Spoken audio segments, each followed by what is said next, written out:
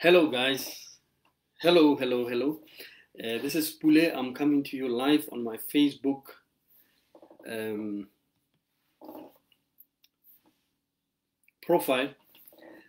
Yes, all right. Yeah, I'm coming to you live on my Facebook profile for the. I think yeah. Anyway, doesn't matter whether it's the first time or not. But anyway, I say hello, happy New Year. Compliments to you for the new year, and I'd just like to share with you a quick story that I actually am creating as I've been thinking. It's quite an interesting story. It basically borders around the issue of decision. Especially now during the beginning of the year, with so many plans that we have for our own lives and so on. I see you there, my love. Thank you.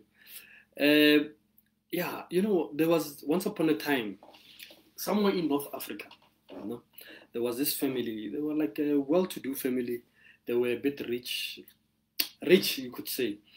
And there was this particular daughter who was part of the siblings. They were like four siblings. You can call them like a royal family of some sort. There were four siblings in there.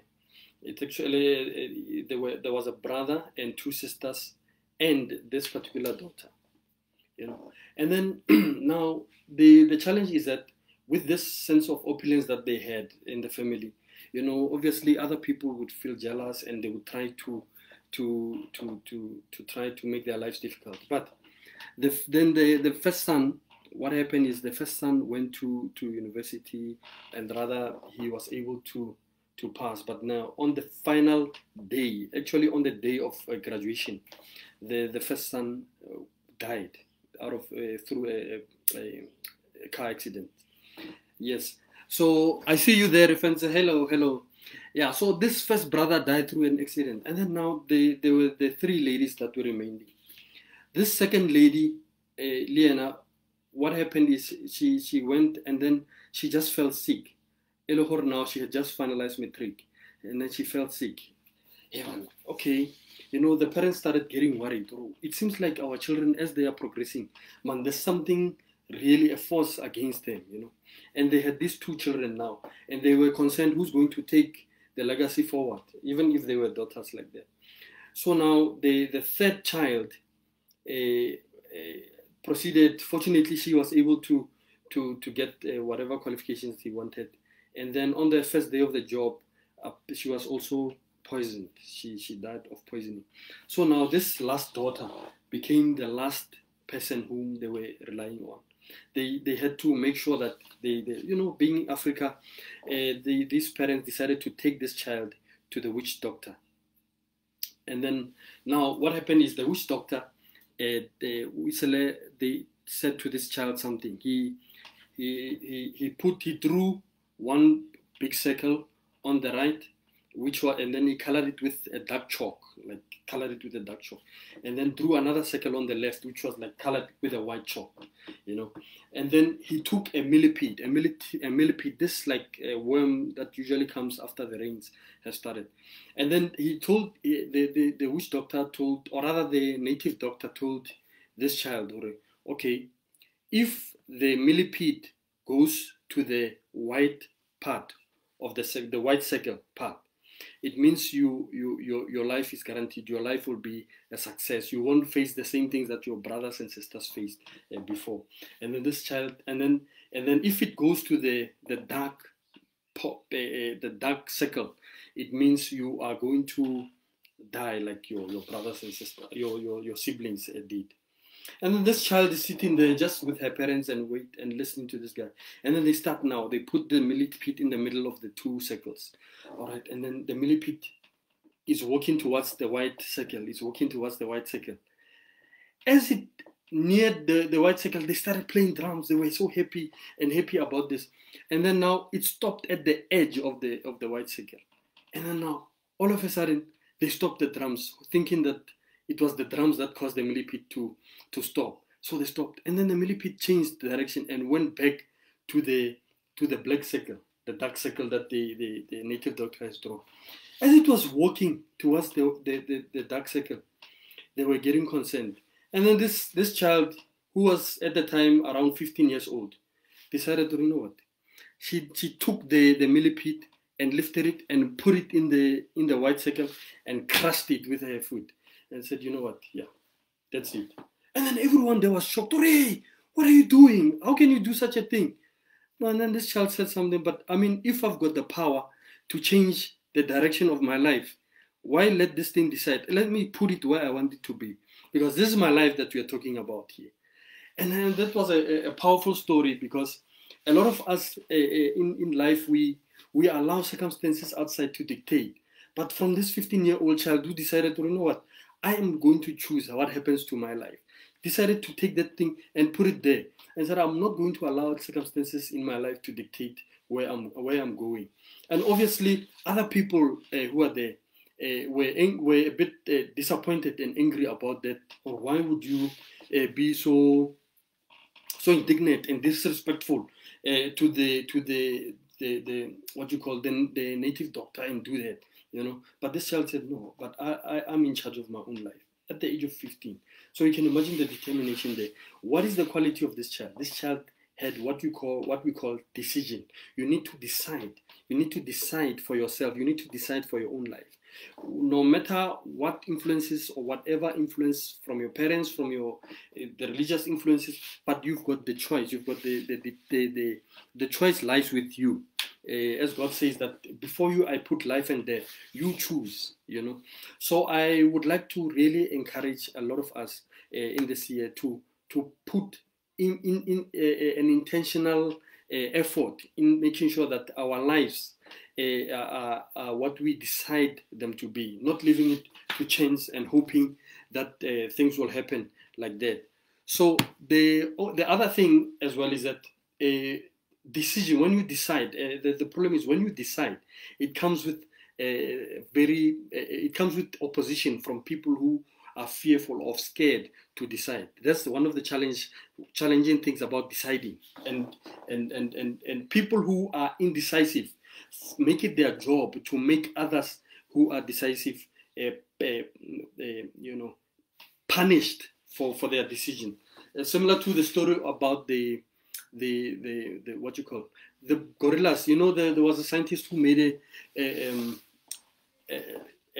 experiment about gorillas. What they did, they were like 5 gorillas that they took, and then they would put bananas like at the top of the cage that they put the bananas, and then the normal instinctively the gorillas will go up and fetch the bananas, you know, and catch one and then eat from there.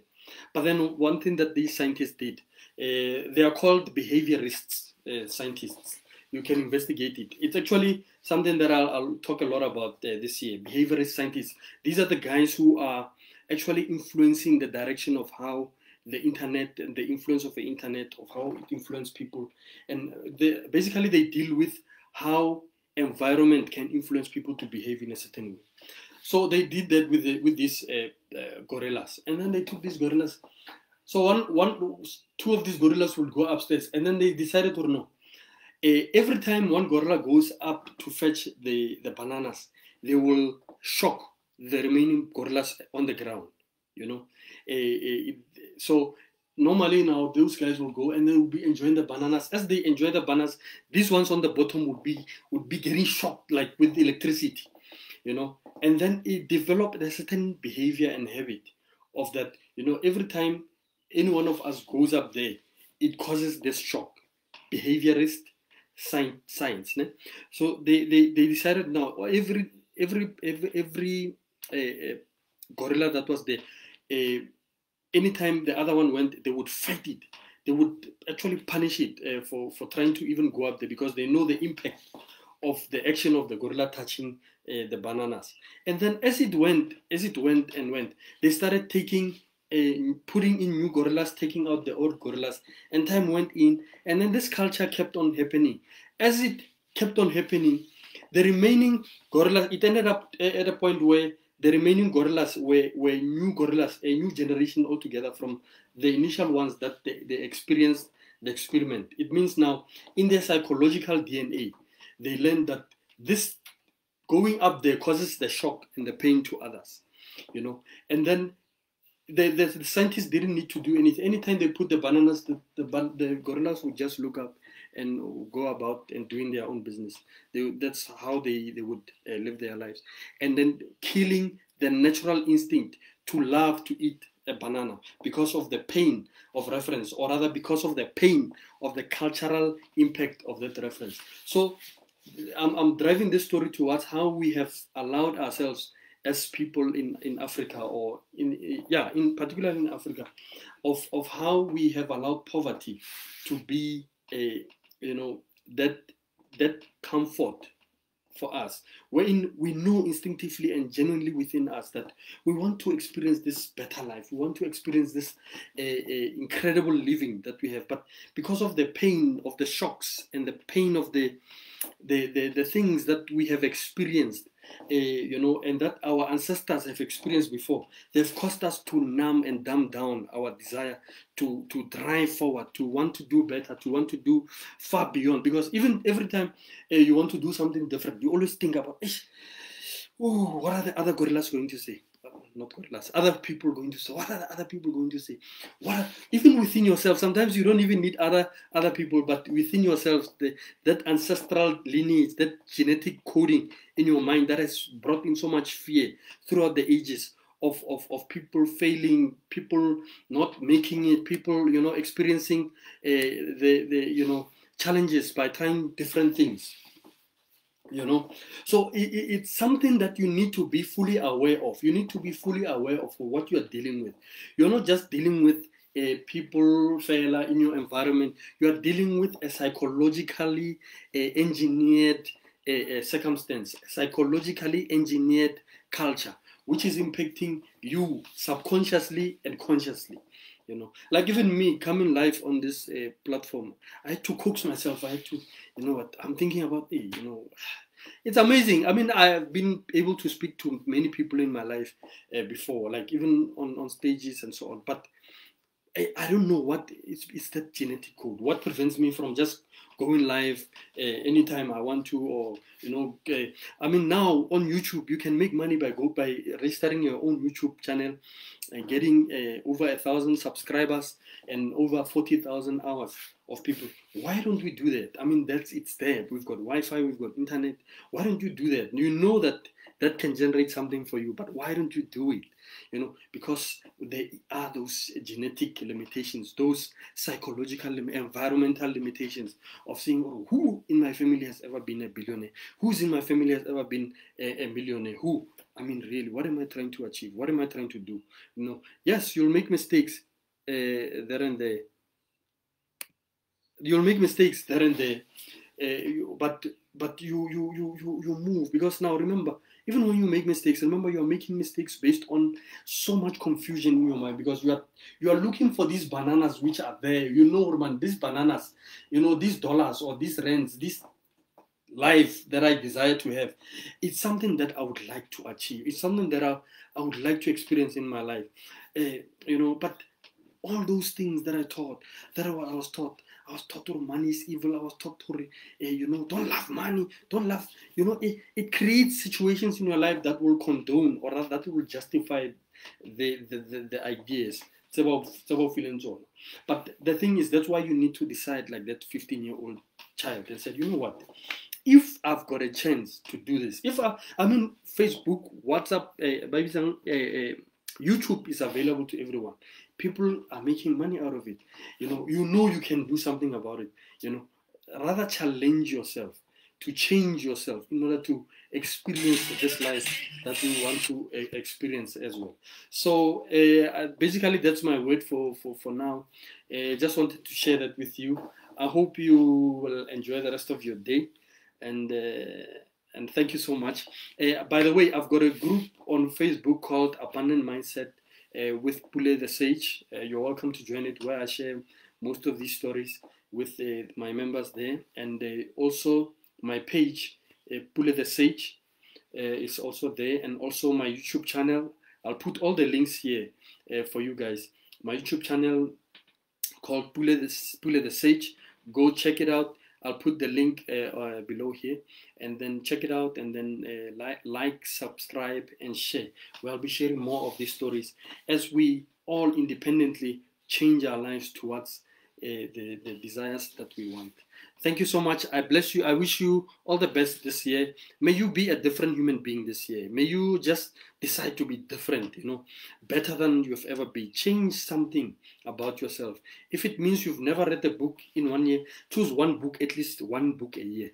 If you've never read a book, just one book, read it and finish it. Let it be an objective. It's a goal. It will be a reference of victory. That's what happens in life. When you've got a reference of victory, you're able to achieve other goals and going forward and so on. So I wish you all the best, and thank you so much. God bless you. Bye.